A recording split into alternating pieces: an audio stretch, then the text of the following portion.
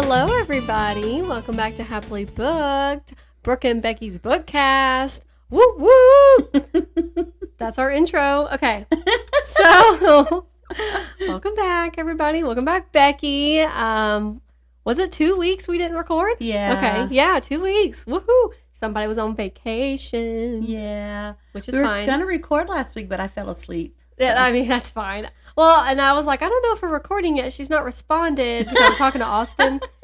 And I was like, but she is on vacation. I mean, it's fine. Like, I don't care. And then, he went to work. It was like, 5 o'clock, I think, or something when he texted me. I was like, oh, it's fine. It's fine. Like, not a problem. If I was on vacation, I wouldn't want to. That's why I didn't want to pressure you. Because I was like, I wouldn't want to worry about it. And we haven't recorded any extra episodes anyway. So I think they understand. It's okay. As long as we get our 52 episodes in. Yeah. That's all that matters. Or whatever it is. Is it 52 or 50? It's 52, right? It's 50 for, yeah, I mean, it's 50. I think we were doing 50 for a season. Okay, yeah. But 52 weeks in a year. Yeah. So, doesn't really, I don't know. Okay. I'm going to turn this fan back on since we've decided it's not what was causing all that extra noise. Could you feel it when it was on? No. Oh. But that's okay. Let me move my iced coffee.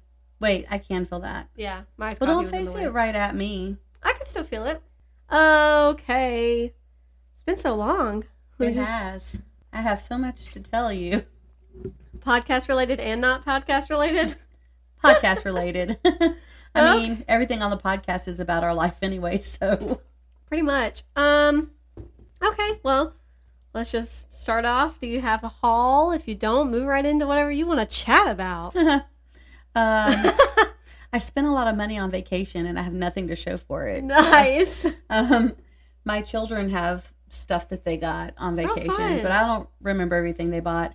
We went into a thrift store and I said, I'm just going to leave because I'm not spending any money here and I want to spend money here. So I'm going to wait on you outside.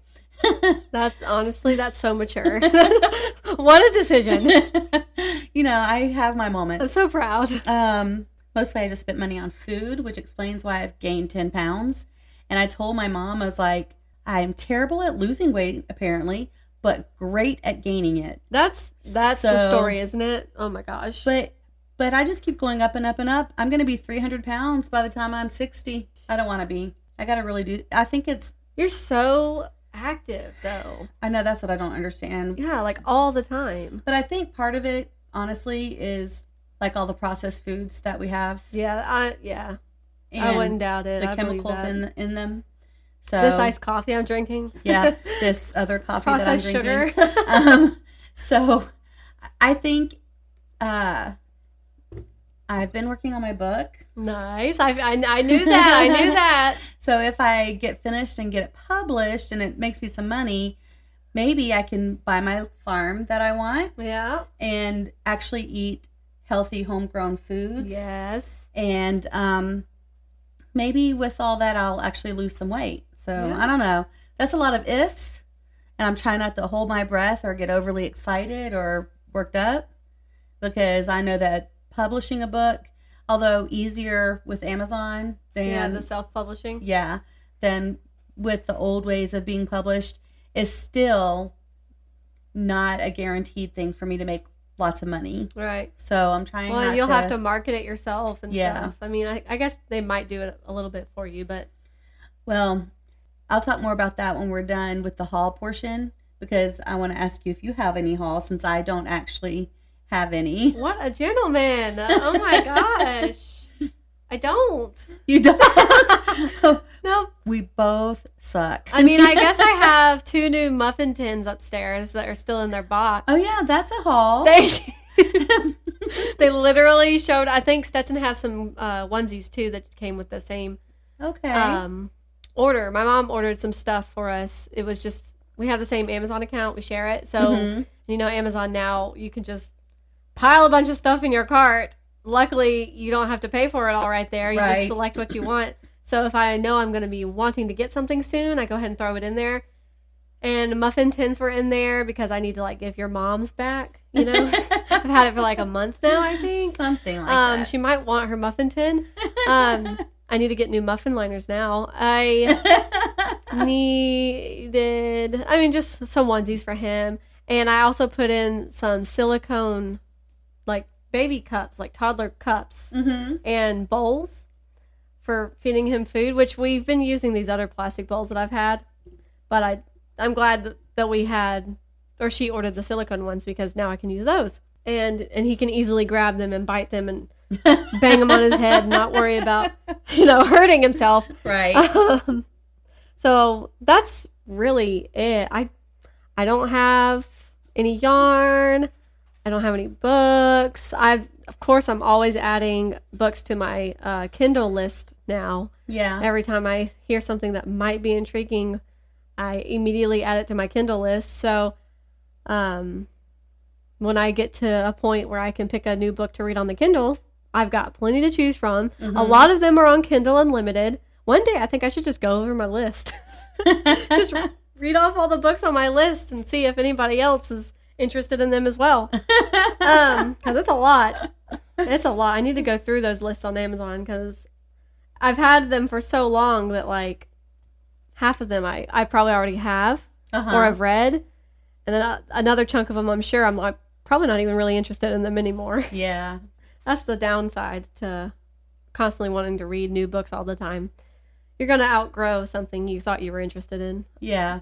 But no, I don't really have a haul. We have a new podcast set up. Yes. Ding, ding, How ding, exciting. That's happy music in the background. I'm very happy. Oh, that's the window with the hole in it. Okay. Yeah, it is. So right there, that top little white triangle piece. Yeah. That was open. And I was like, Austin, that's a hole. Which we knew, obviously, there's a bigger hole from somebody damaging it. It's been like that since we got it. We haven't fixed it. But a lot of that tape was already there. And we were down here cleaning and painting and stuff. And I was like, that's a hole. Buggies are just going to come in. Like, that's a hole. Oop, I'm clicking stuff. And he was like, oh, okay, I can cover it up. So he went and put some tape on it. I was like, that makes me feel a little bit better. Because we are in my basement. For anybody who doesn't know, because, you can't see us, but maybe you will soon in the future. But Season 3. Yeah, so we're in my basement. It was an extra storage room that has a bathroom. We've got 3 bathrooms in this house. But this one it just lives down here. So yeah. I never use it. Yeah. It's really actually convenient for like if him and his dad or his brother or whatever, they're working on stuff outside. They just want to run and use the bathroom down here and they can run back outside. And if Austin gets really dirty with like oil or something, he comes in here a lot and he'll rinse off his arms. So that's kind of convenient. So yeah, there's stuff we need to do in here to make it a little bit nicer looking for videos. But it's not really bad. It's really not. I guess technically it is a finished basement. It's just, it's not like what you imagine a finished basement to be. Yeah. But it's not bad. Yep. No, we painted the cinder block walls, which were very uninviting before. And the white really brightens it up in here. Yeah. It was very gloomy. And he also changed out the light fixture above us. Okay. So it kept not working a lot of the time. So it was gray in here and then dark. Yeah. And I was like, well, that's got to change. So we're going to put some shelving up maybe over here behind me, which nobody else can see yet. And some curtains on these little windows because if we're going to record, no one wants to see nobody wants the windows. To see those. They would just see that one at least, which is better than this one. That's true. Are it's those still not great. Chairs? They're stools, yeah. I told I Austin he needed to take those to where all the other stuff went. And it's an interesting window decoration. Yeah, and I think he just probably forgot. Or he just doesn't want to. Maybe he just wants to keep them there. So, yeah, those are stools. So I'm going to get curtains and lighten it up a little. I told him we could paint a bookshelf on the wall. Haha, that'd be cute. And he was like, why don't we just put an actual bookshelf on the wall? And even better. I guess so. And then you could move some of your books down here. Yeah, maybe. Or I can, I was sort of thinking the books I like finish, I guess I could put there, maybe. I don't know. Well, that's not a bad idea. Like all the books I finished physically this year, I could put in a stack on the shelf. Good one, Becky. Good one. You're welcome. Thanks. Yeah, a lot of little things I want to do in here. But yeah, so that's not really a haul. That's just that's miscellaneous. Yeah. Your mom had a haul. She texted me a picture. She said, "I have a haul." It was her new car. Oh yeah. Her Nanomobile, I think she named it. That's probably exactly what she called it. That's so funny. That's one of the reasons I'm going to go meet her today. She wants me to see her new car. And she got some baby food for Stetson. So another baby-ish haul. She was at my job Saturday, but I didn't get to go see her. I saw her text. I was outside and I saw her text. Yeah. But I had to go to the restroom, so I was going to go to the restroom and then go see her before I took my lunch position. But then I took my lunch position because I forgot quickly. Yeah, I feel you. And one of the guys on the door says, "Miss Becky, someone was looking for you." And I was like, "Oh no, that was Miss Tracy." Ba, ba, ba. And I was already in position, so I couldn't step away then. I just texted her later, and I was like, "I'm sorry, I was already in lunch position. I couldn't come." I felt bad. Yeah. And I think she had her car with her. Yeah, probably. I could have gone out and seen it before you. I know. That would have been so fun. I was supposed to go see it yesterday because we went to, there's I guess another thing I could talk about. Wow, this is so great. We went to a drift event in Alabama, in Columbiana, Alabama, on Saturday. We went Saturday morning and came back Saturday after the event. So, I mean, it was only like a 3-hour drive. It's closer than Savannah. So, Not by much, though. Yeah. So, that was really fun. A sad thing, I think I left my water bottle in the parking lot at the racetrack. Like a reusable water bottle? Yeah, like my blue metal cup that had the stickers on it. Oh, no. And it's got a little paracord handle.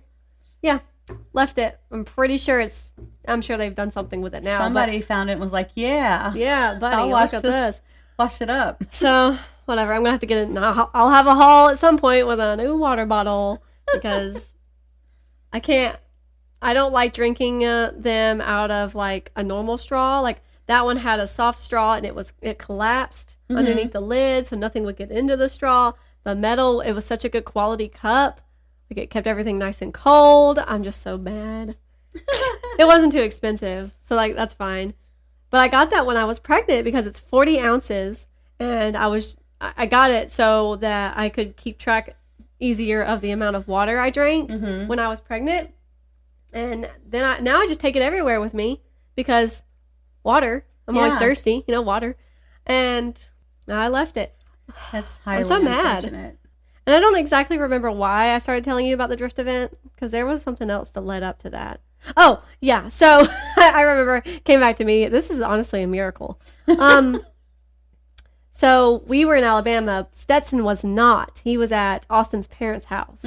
So we then went back to where they live, got him, and my mom was like, "Hey, you can come get this baby food and I'll show you the new car I got," because they live like 10 minutes apart. I was like, "Yeah, that's good. We'll do that. That's fine." And then we went to leave Austin's parents' house and it was like monsooning. Oh. And I was like, "Well, there's no, I mean, we're not going to stand out in the rain and look at your car, know?" So I was like, "You know what?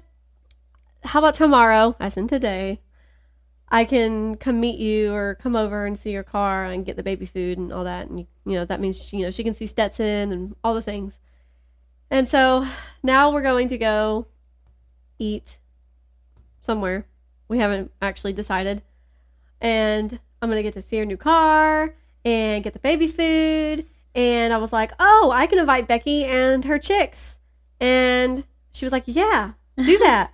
So no pressure, but that's up to you. After the podcast, you can decide that. That's what I was getting to, I think. Shoot, I've already lost my train of thought now. It's okay. Do you remember what I was... I can't read minds yet. If I could, I'd make lots of money. Oh, man. Ugh, yeah. My mom also has a haul. She didn't say I have a haul, but she said, you were talking "Look about at these your things Kindle. I've got." And it made me remember, my brother had to order a new Kindle for her. Oh, okay. Because her Kindle is doing this weird thing where it's got this line across the bottom of it. Well, when you hold it sideways, the way when you read your book, it's on this side. And so you see like part of the first page here.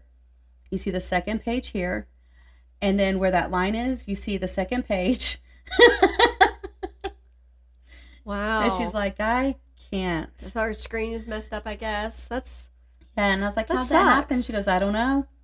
So he got her a new Kindle. So just out of curiosity, is it like an actual Kindle e-reader, or is it like an iPad and the Kindle app? No, it's a Kindle. Yeah. And my brother tried to get her to get like a more expensive tablet, like spend $100 on it or something. She goes, I don't need that.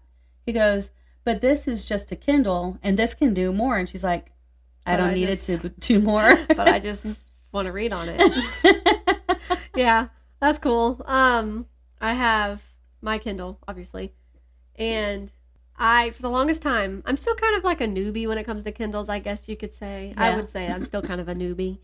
And I thought you could somehow get a Kindle that had color, so you could see like the book covers in color, which I would just love. That would just make me so happy. But if anyone's listening who's important with Amazon, right? I don't know why they don't. I mean, other than to save battery and stuff, I guess it might make it a little bit more expensive if they had color, but I should really think about that. Because some people just like to look at their book covers, look at the books they have. It makes us happy. But you can't. So none of the Kindles that I have discovered, I even looked at the kids' Kindles. I was like, if this has color, I'll buy one. Like, I will buy a child's Kindle for me. You would think that they would do that for like the colored children's books. Yeah. And like graphic novels or comics, they're all just black and white. Weird. And I'm like, so you're paying like full Kindle price for a graphic novel, let's say, that in person, physically, would have a bunch of beautiful colors, potentially, not all the time. But then you don't even get to see all the full potential of it. You don't get to see it. That's unfortunate. It's disappointing, right? Very. So then I thought, we have an iPad. I could just download the Kindle app on the iPad and use it like that. But then I'm like, but I have a Kindle. So why would I just not use my Kindle? If, it's such a little thing to worry about. I was just wondering, though, what if she had like an iPad or something that she was using. She's not going to spend that much money on a... I don't blame her. Yeah. I don't blame her. Yep. One of our friends, Faith, I don't know. I think she reads on an iPad and uses the Kindle app, I think. Emma uses the Kindle app on her phone. Yeah. Sometimes, very rarely I will do that, but I do have it on my phone. And that's mainly if, I've forgotten. That's mainly if I've broken down somewhere and I'm waiting on Austin to come repair. Which is how I started reading Crave by Tracy Wolff. That's crazy. DNF'd it. She had to mention that. Yeah, I have to. It's important. I don't want anybody to think I like Crave. Because I don't. If you do, though, that's great. I'm so happy for you. Oh, my goodness. Man. So, I feel like this really took a turn. It did. You have anything else you want to talk about? How are your chickens and ducks? I wanted to ask you. I actually have some devastating news. Oh, my gosh. And I hate to mention it because I think my sister listens every once in a while, and I don't want her to be upset. Do you not want to talk about it on the podcast? No, we can't. Okay. I was going to. Okay. I was going to talk about it on the podcast. And just as a warning, it's very sad news, guys. So we went to Ohio for a family reunion, and let me backtrack a teensy bit. My dad, I love him, started building a chicken coop for me 4 months ago. Yeah. Okay, guys, 4 months. I want you to take that in. I grant you that I asked for something a little more intricate than what he originally had planned for me, but he took it and ran wild with it, which I'm not complaining about. It's more grandiose than I had wanted, except that my brother thinks that what is being built is what I designed and is making fun of me constantly for having a chicken palace. And he's just jealous. Again, I don't mind that I'm going to have a chicken palace, yeah, but it's more intricate than what I actually asked for. So Dad actually did this to himself and to my brother. And still, with the upgrades that he made, it should be finished by now, one would think. So he was 2 months into it when I got the birds. 2 months later, they actually should be outside now. Yeah. Okay? They can't go outside because it's not complete. Okay, anyway, so fast forward back, or rewind again, whatever, back to the tragicness. So I couldn't put them outside. Right. And so I needed someone to take care of them while I was gone. Well, they're gross. And that was asking a little bit much of my roommate. She already fed the cats and the bunny for me while we were gone. She took very good care of everybody. But I felt like it was asking too much to ask her to take care of the ducks and the chickens. That is, I will say, I agree with you. That's another level of animal care. Yes. And quite frankly, I feel like I would have owed her money for that. But anyway, so we had this big adventure to get the birds to my sister. That's another story in of itself, because my brother lent me his truck. And he goes, so if this light comes on, it's okay. Don't worry about it. If this light comes on, that's okay. Don't worry about it. But if this light comes on, pull over. And I'm going to go ahead and pour some fluid in here. Watch what I do so that if you need to pull over and do it, you'll know. And I'm thinking, why is it a puzzle? I'm like, now I'm scared to drive the truck. Yeah, wow. And then he says, don't make any sudden turns or jerks. And I'm like, I was so scared. And I was going to have to drive to my sister's house, which is like an hour away. Something like that. And I was like, we started down the road and I'm like, okay, girls, just, pray that the truck is, that, nothing happens. And my sister calls me. I hadn't gone 15 minutes down the road probably. And she goes, hey, would you like to meet me at Horsetown? Because I was trying to get boots for this boy who is doing 4-H with their kids. He's from church, and his family doesn't have a lot of money, so she was buying him boots. That's nice. And my sister's very nice. And so she's like, then you don't have to drive all the way to my house. And I thought, that's perfect. Yeah. And I said, yes, we'll do that. So we drove to Horsetown, and we're waiting for them. And one of the birds tried to poop on Ella. Just thought I'd throw that in there. She missed. It's not funny, Brooke. Anyway, I was remembering the sound. I'm so sorry. Any chance I get, I like to reminisce on the fact that one time when me and my family were at the beach, my dad kept feeding the seagulls, and so they kept flying near us. And I think I had made a joke, hopefully they don't poop on us or something. And one literally pooped on Megan. And every time I think about it, it cracks me up. I bet it wasn't funny to Megan. It was kind of funny. Luckily, we were at the beach. Like, she just went and washed off. It was on her leg. She just went and washed off her leg. Like, it was fine. But it was so funny to me. Dad. I never missed the opportunity to think about that moment. So, my sister takes the birds home. And a couple of days into our trip, I think, well, I haven't asked about the birds. I should probably, just check on them. So I texted her and I said, hey, how are the birds? And she goes, hold on, let me pull up this. Oh my God. I'm so bothered. You should be bothered. I'm so bothered. Oh gosh. She's gonna be like, what chickens? What birds? Not just chickens. I have to include the duckies. I'm looking for the original. Okay. I said, how are my bird babies? Oh. And look at the emoji she sent back as a response. Sad So emoji. then I said, they're sad or you're sad? Should I be sad? She said, something got in there today while I was at the hospital. She has, I think I've talked about this before on the podcast. She has myasthenia gravis, and she has to have injections once a month. So it's like a rare cancer. They took it out. They thought they got all of it. It came back. They did another surgery, I think, or something.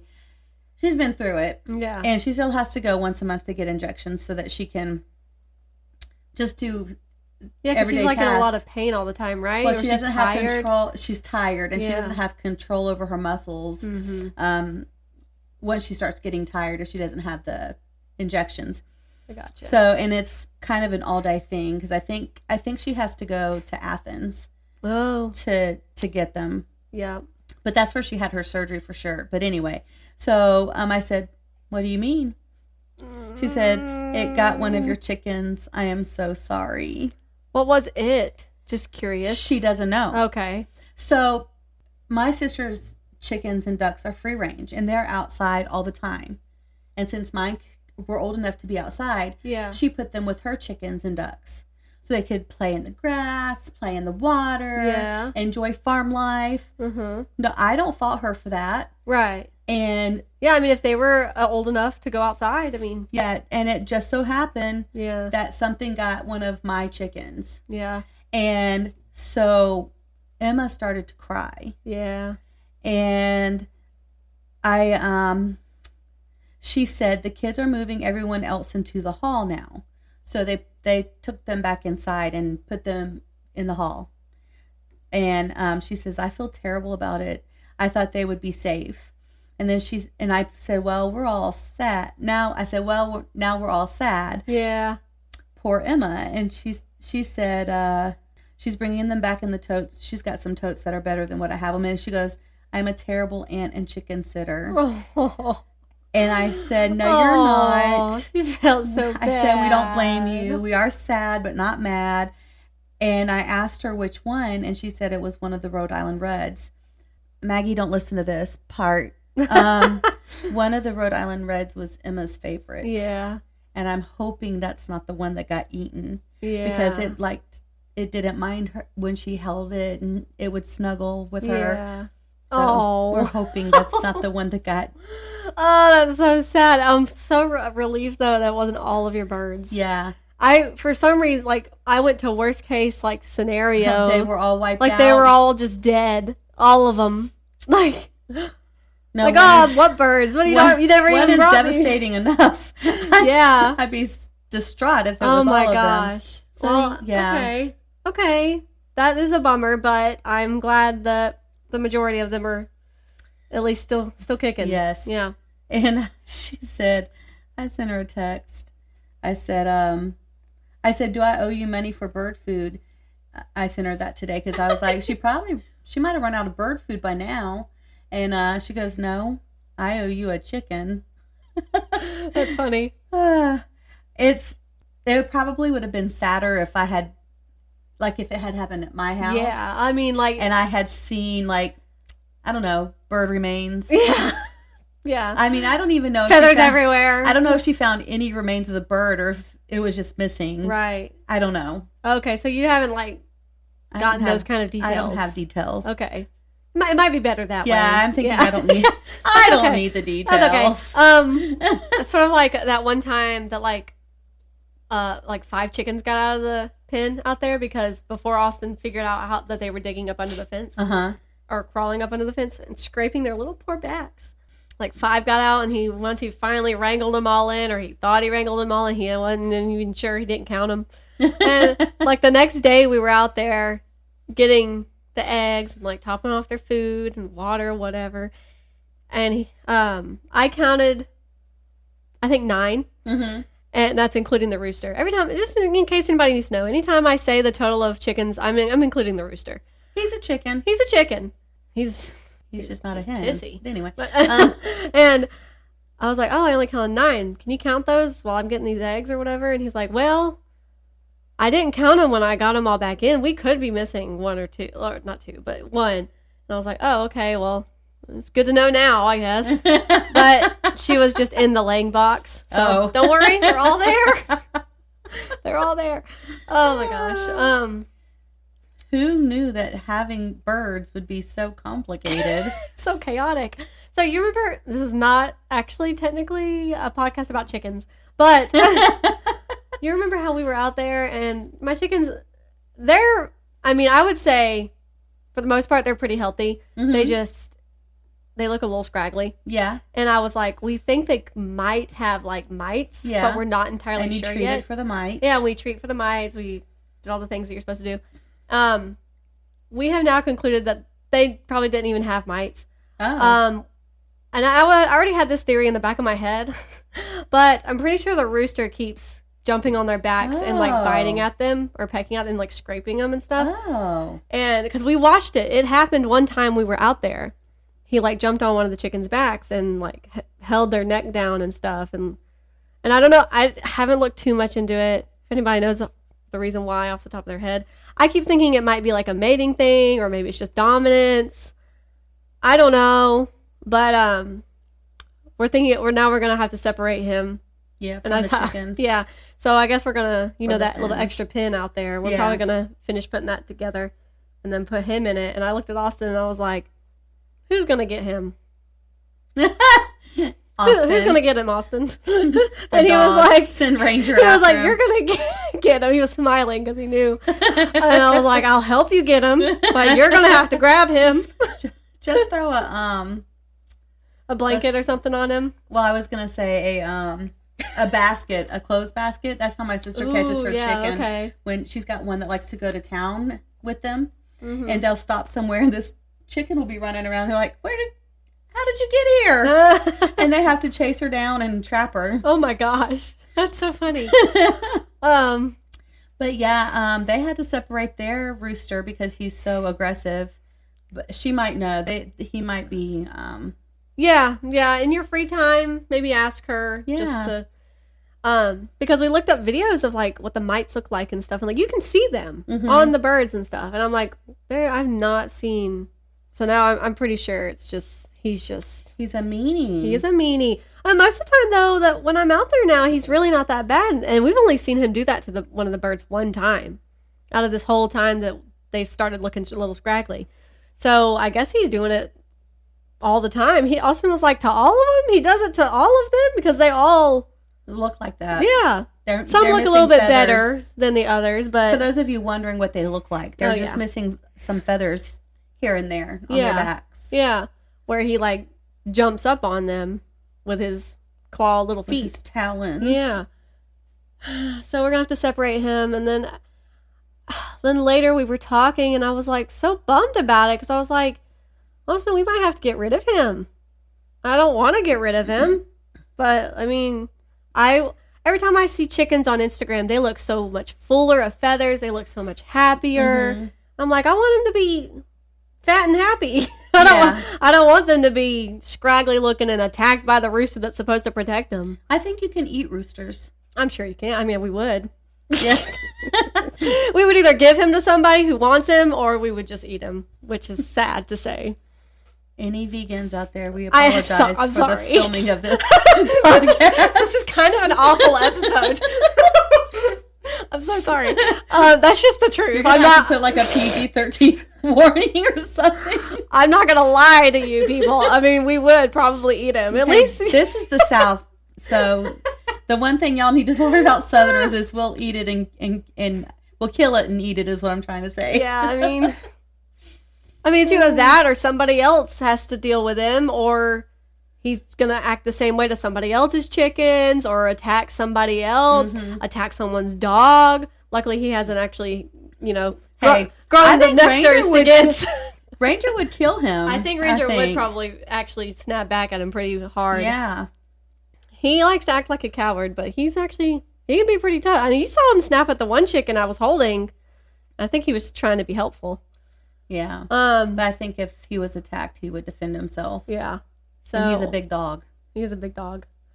I'm glad Stetson's probably going to grow up to not be scared of dogs. So I'm pretty glad about that. Yeah. Gee willikers. Okay.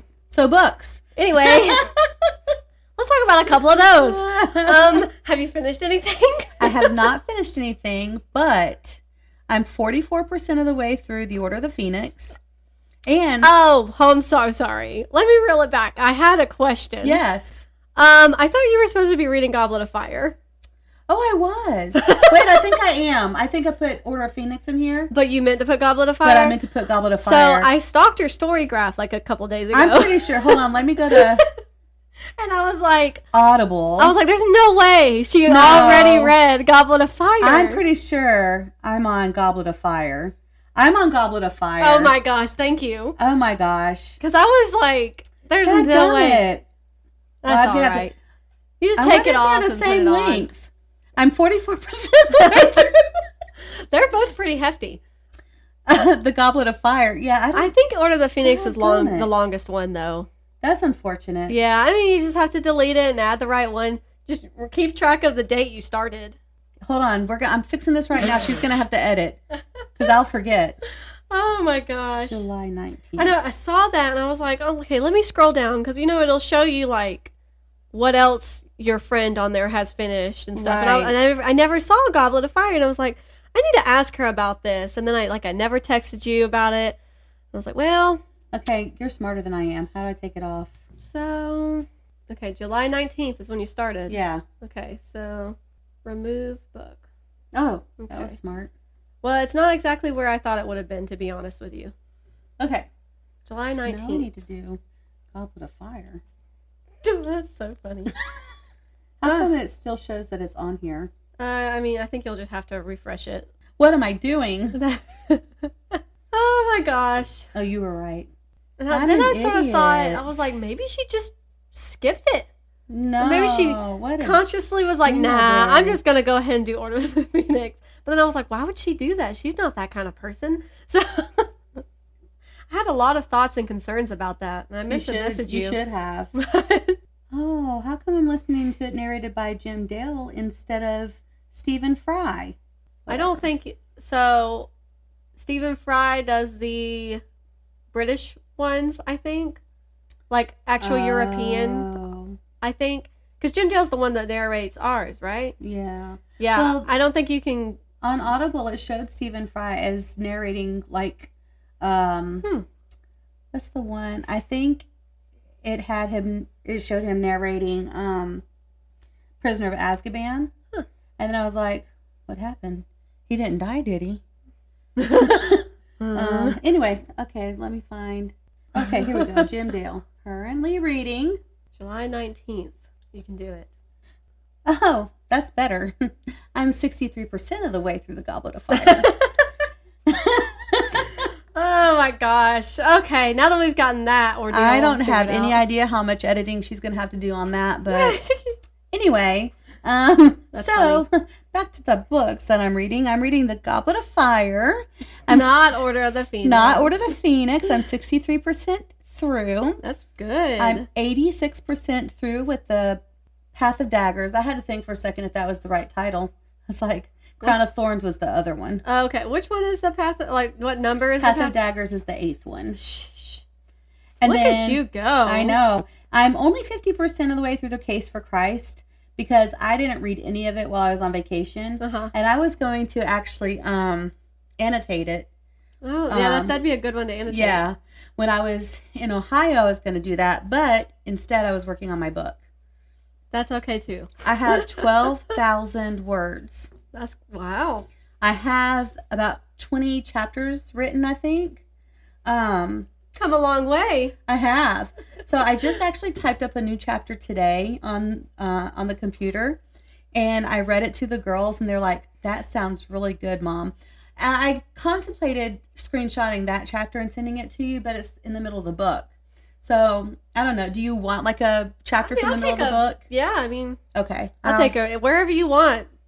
You just send me whatever. I was like, should I just that might be better than giving me the first, because I'm just immediately thrown into it, and I can just tell you how this atmosphere felt. I can tell you how it read, how it flowed, if I had an idea of what was going on, Yeah. You can send me the first one if you want, but I would take one in the middle. Okay. I'll take the last one if you will get there and tell me. I haven't written the last chapter yet. Oops. Sorry. Oopsie. The last chapter, it ends with the wedding. I'm not going to tell you who gets married. Ooh. I'm almost there. The ends of the wedding. Happy ending. I was doing some editing this morning, and so I thought, I'm sorry, we'll come back to this. What are you reading, and have you finished anything? Okay, are you going to remember? You need me to jot anything down? No, okay. I should remember. You're better at that than me. Okay. Well, geez. Whew. I finished a lot of things. So, I don't know if I want to talk about all of them because we're already like 45 minutes in. So I might... Whoa! What? How many did you read? I finished quite a lot of things. Since, keep in mind we haven't recorded for 2 weeks. Right, that's true. And if I didn't have a sweet, precious little one to look after, I probably would have finished even more. Not complaining. I'm just stating a fact. I'm okay with the fact that I haven't finished as much as I would have otherwise. But it's crazy. We were actually on vacation. Well, not on vacation, at the Drift event, going to get lunch, and one of our Drift buddies rode with us, and he was like, so, Brooke, how many books do you finish, like, in a month or whatever? And I was like, I used to finish quite a lot. I mean, probably about 2 a week. If I was, not too busy throughout the week. Right. About 2 a week. Now I'm lucky if I get, like, 1 book done in, like, 1.5 weeks, which is fine. Again, I'm not complaining. And Austin was like, yeah. He was like, I don't think I've even read 2 books a day in my life. And but his girlfriend reads a lot as well. And she reads so much. I mean, even like in my best reading year so far, she read like 100 more than me or something. Oh, wow. Like a lot. She must be a fast reader. I think so. But now, it's not a competition. But now her reading might slow up potentially because she actually drifts now. Oh, so, okay. Now she's got another hobby to keep in mind. Right.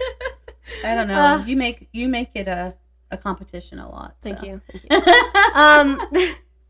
But I do. I really do. For no reason. Okay, so technically then, since we last recorded, I finished 8 things. Oh, wow. But I thought you were going to say 10. I kind of cheated again. Uh-oh.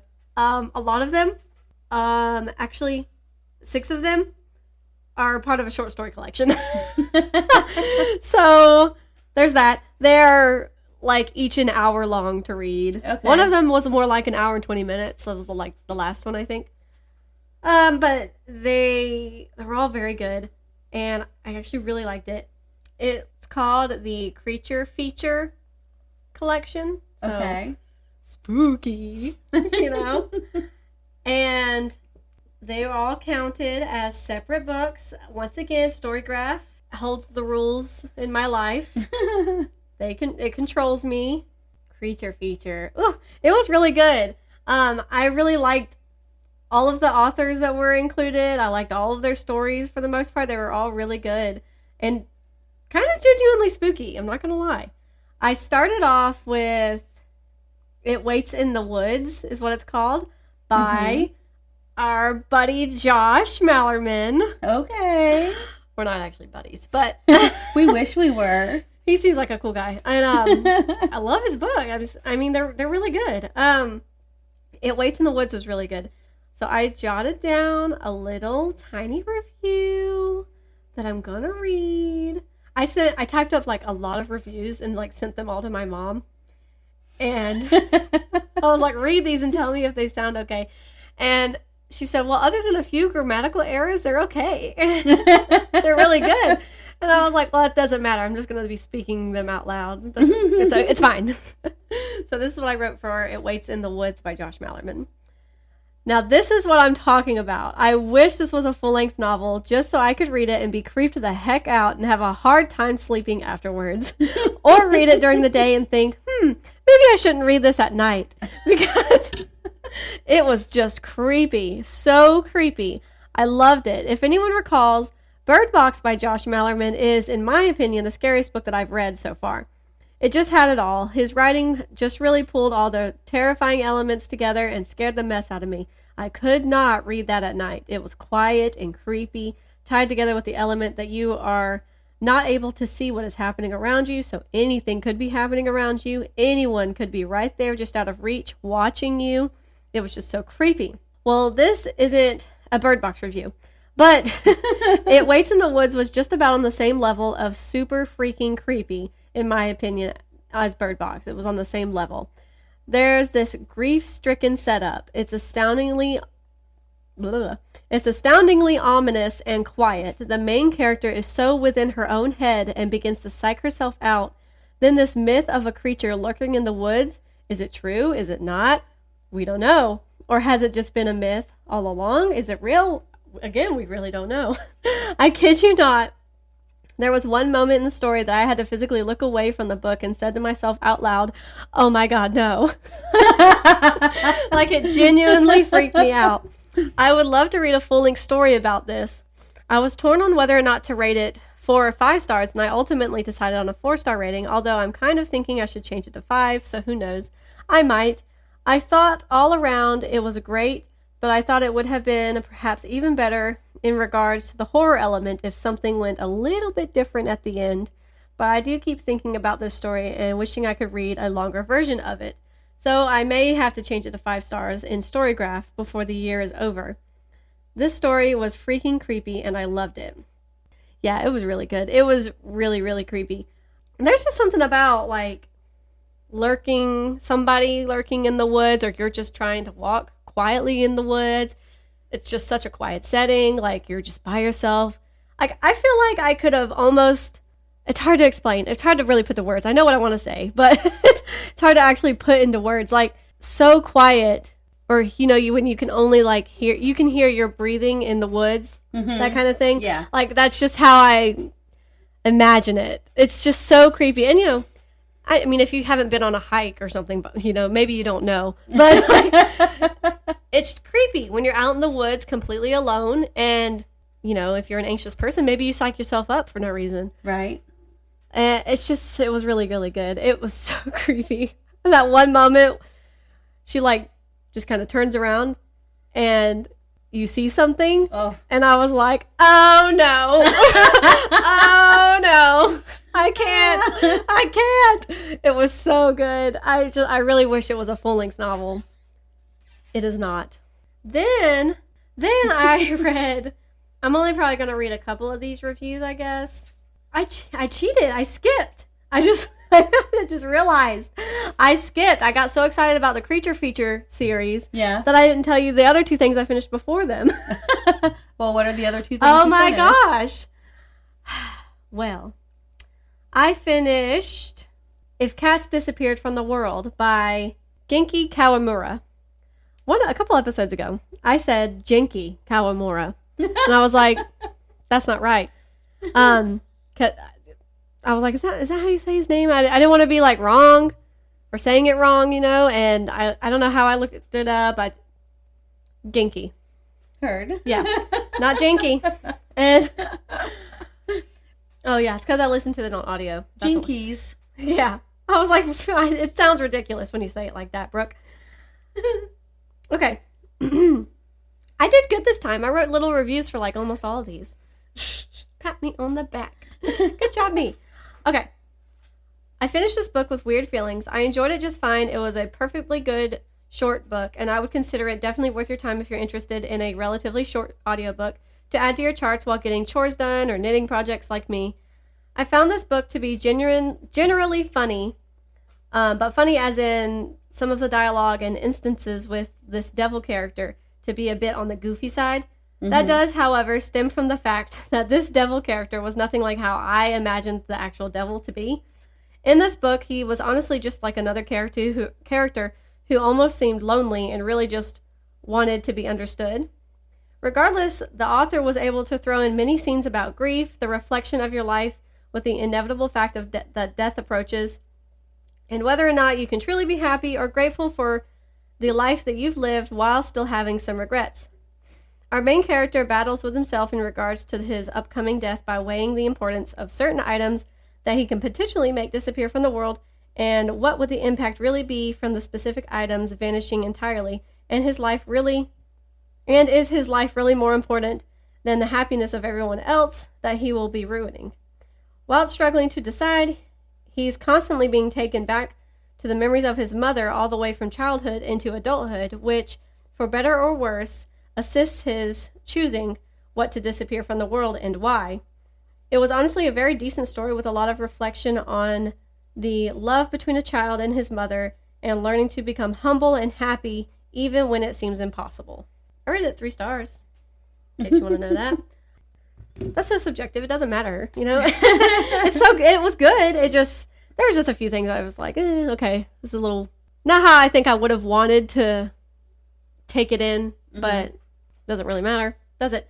It was another Japanese translated fiction, and I normally rate those 5 stars, I think. I don't think I've rated one really low at all, and that was the first 3-star one, I think, but I basically said everything I need to say about that already. So then I finished The Beast. I conquered my mountain. You did. My Everest. So how did you like it? This was a good book.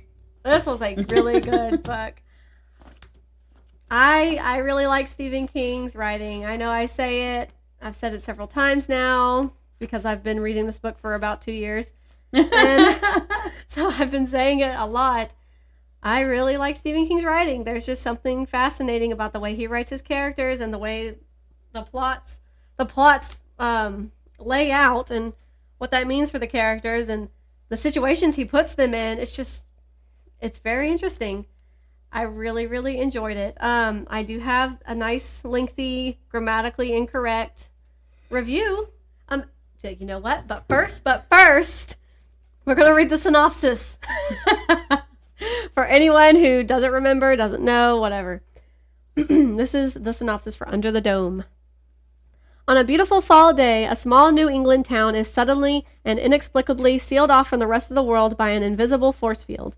Planes crash into it and rain down flaming wreckage. A gardener's hand is severed as the dome descends. Cars explode on impact. Families are separated and panic mounts. No one can fathom what the barrier is, where it came from, and when, or if, it will go away.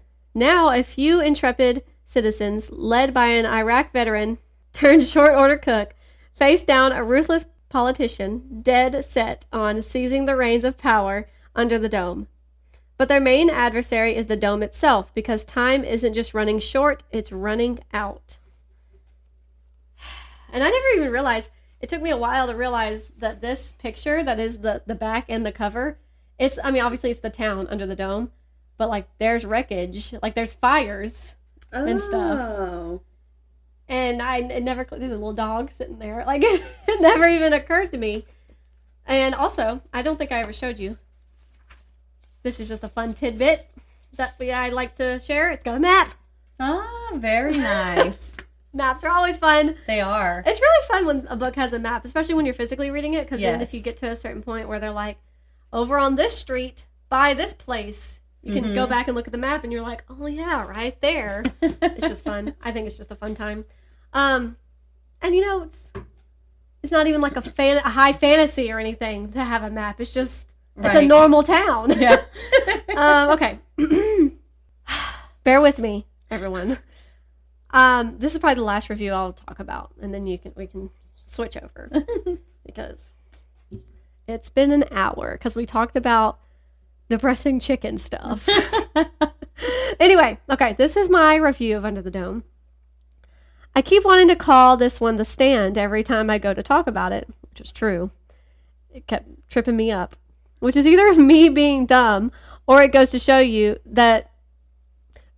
if you love Stephen King's longest book, you're likely to enjoy his, what I believe is to be his third longest book, page-wise, for anybody who likes those little facts. I absolutely loved this book. I will say, as the story's beginning, there are a few instances that genuinely upset me to read about. I guess that should be expected since it is Stephen King, after all. But once you get past the bits of gruesomeness in the beginning, it's a very fascinating and thrilling time. That's not to say that the rest of the book is easy peasy sailing through to a happily ever after. Once you get that down, you're probably going to be able to handle what comes next. And it's a lot. As you're introduced to your characters, you learn about their past, their current lives, their personalities, and you grieve for them and with them after the dome has surrounded their town. You meet your antagonistic characters, as well as the morally gray ones in between, and you begin to get a picture of just how serious their situation is, being trapped under this dome with these types of people. There are tourists who were just visiting the area when the dome arrived. There are people who haven't been residing in the town of Chester Mills very long. And there are people who have been around for a long time and have many connections throughout the town. Human beings don't tend to act on their primal or savage animalistic instincts very often. We tend to be more civilized than that. As you read on, what the townspeople are willing to do to get what they want begins to appear and potentially begins to become a huge problem. The suspense you feel for these people piles up continuously as you watch them fight for food, safety, electricity, freedom from the dome, as they fight for just normalcy within the dome, but do whatever is necessary for their personal gain of power and dominance over the townspeople. And as you're watching these people unfold and their political structures collapse, you're drawing ever closer to a cataclysmic end of everything that has you glued to these pages. And let me tell you, it gets crazy. just when survival amongst the townspeople wasn't enough, just primitive survival against something much more devastating becomes the only goal. And with Stephen King's writing, you honestly do not know how the story is going to end, but you need to know. I thought it was a fantastic story. I hope all of that made sense and it helps you get an understanding of whether or not Under the Dome is something you might enjoy. With all that being said, anything you can think of in the realm of sensitive content or something that may be triggering, it is in this book. After reading this story, I have had a hard time thinking of any type of sensitive content that is not in this story. So just be aware of that going in. Wow. Yeah. It is a wild ride. It is so crazy. It so good though. I could not stop. And the suspense, I gave it a 5-star, by the way.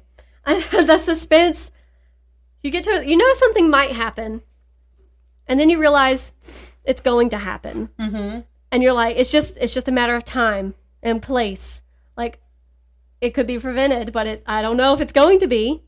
And the suspense leading up to that very moment that it occurs, I mean, heart racing. Like, it's just like, oh my gosh, what is going to happen? These people, I'm so scared. How are they going to get out of this? Like, it's just crazy. And the people in this town are also just crazy. They're just, not all of them, but of course, our good guys. The pressure from being under the I'm sure that has a lot to do with it, but some of these things that these people do, it's like, you were already messed up. Like, and it just happened to come out when the dome came down. Like, you needed help before. Well, this is bad. And of course, it's like the good guys that are also trapped under this dome with these people. You're like, oh, of course, this dome comes down in this one little town in America, and you just have to be trapped under here with psychopaths. Like, it's insane. It's insane. And it takes like a totally different turn when this one crucial event happens, devastating event happens, and you're just like, oh my, I couldn't stop. I had to stop, but I couldn't stop. It was so good. And I think I finished it like 2 a.m. the next day. That's crazy. Yeah. I was like, I'm finishing this book. I'm finishing this book. I think it took me just over a month to read. Wow. Yeah. I mean, it's a big book. It is a big book. That's a long time for me. I keep saying things like that, but it's like, obviously my life has changed, so I need to think about that. So it used to be. I mean, you got chickens and you got a baby. Yeah, I mean, it's just something I got to get used to. But it was a fantastic book. Yeah, if you like The Stand, you will probably like Under the Dome. Every time I kept thinking about like talking about Under the Dome to like my mom or something, I'd want to immediately say The Stand, just out of habit, because it's like the other gigantic one that I have read that has the same kind of vibes to it. So I really liked it. I really, really liked it. Oh, just fun little tidbit. One character is the Iraq veteran. Okay, you know what? Forget him. there's another character, another veteran in the story.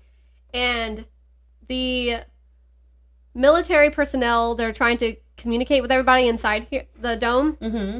They get word from Jack Reacher to recommend this one veteran to take charge of stuff. And I thought that was really funny that Stephen King mentioned Jack Reacher, who's just such a big, like, military character. And I don't even know the author who writes Jack Reacher, but I just thought it was really funny that he just included that in his book as if he's just a real person in this universe. He is. It's so funny. Let's see. Okay, Jack Reacher, the movie, is based on the book One Shot by Lee Child. Lee Child. Okay, yeah. Because I had looked it up, but it just slipped my mind. I just thought that was really funny that he just kind of threw that in. But it's just funny how Stephen King, like, kind of ties together his other books and his other characters subtly throughout all of his books. It's just fun. It's a fun thing. That is kind of cool. Yeah, I like when authors do that. Okay, that's all I'm going to talk about this week. It's a lot. I mean, I talked a lot too. It's okay if you want to. It's a lot. I got more. I don't want it to be a 2-hour episode. That's cool because next week you can talk about the other ones. Yeah.